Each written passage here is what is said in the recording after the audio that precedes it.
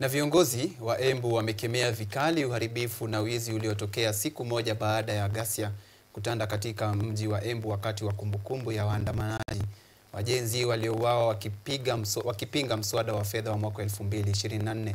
Viongozi wa kidini na wale wa biashara sasa wanataka uchunguzi wa kina ufanyike na kuhimiza kurejea mazungumzo ya amani.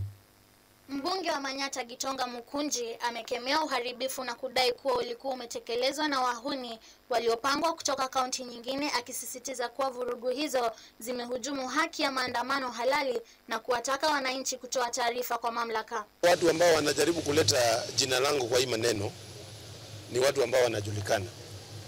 Gavana ya Embu juzi usiku alikuwa ametoka akasema anajua kuna goons zinapangwa kutoka sijui wapi Kirinyaga. Na hii ni kazi ya goons ambayo tumeona hapa. Mwenyekiti wa chama cha wafanyabiashara Embu Mugo Mate ameeleza wasiwasi juu ya athari za kiuchumi, akisema mamia ya watu wamepoteza ajira. Ametoa wito kwa vijana kuleta mabadiliko kupitia kura na sio fujo. Embu there is a total destruction, very unfortunate kwa sababu sasa watu ambao walikuwa wako kwa biashara sasa wamekuwa ni watu wamesukumwa nje ya biashara. Tukiangalia watu kama Madhai, ile supermarket yetu iko pale ambapo imeporwa kila kitu.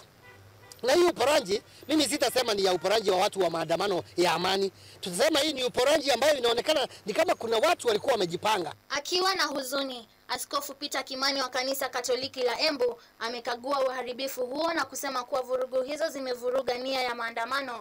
Ametaka mazungumzo ya kitaifa yakihusisha viongozi wa kisiasa, mashirika ya kijamii na dini ili kushughulikia changamoto za Wakenya. Kuna mbinu nyingi sana ambazo tunazostahili kuzitumia.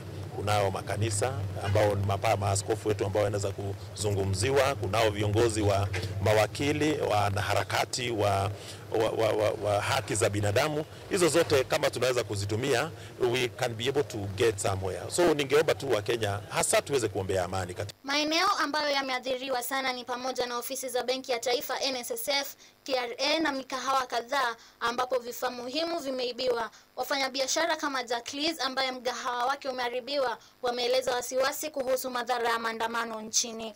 Waliingia kwa bucheri yangu, wakachukua zile nyama zilikuwa pale na wakaingia kwa fridge.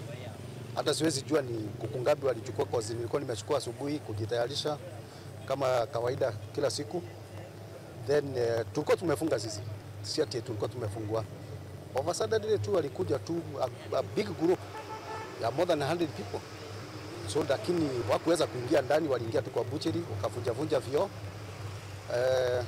Kutoka hapo tu sisi tukakaa kule ndani, tukazima stima, so hawakuweza kuingia ndani.